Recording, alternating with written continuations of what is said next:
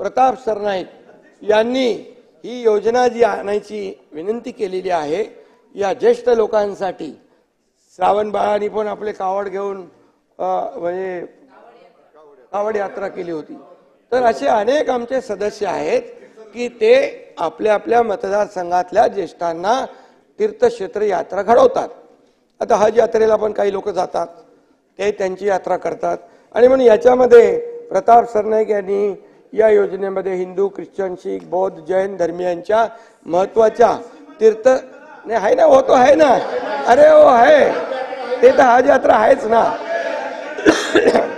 तर याच्यामध्ये या सर्व तीर्थस्थळांचा हे करावा, मुख्यमंत्री तीर्थदर्शन योजना करावी अशी मागणी आहे त्यांची। ज्येष्ठांना आता ही जी आहे, कारण ही महाराष्ट्र ही संतांची भूमी आहे आणि म्हणून या ज्येष्ठ नागरिकांसाठी मुख्यमंत्री तीर्थदर्शन योजना आम्ही लागू करू आणि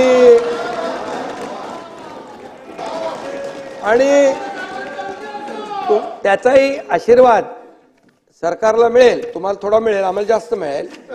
आणि आता इथून पुढे आणखी काही दिवस आहेत, त्याच्यामध्ये बघा नवीन नवीन आणखी निर्णय घेऊ आम्ही।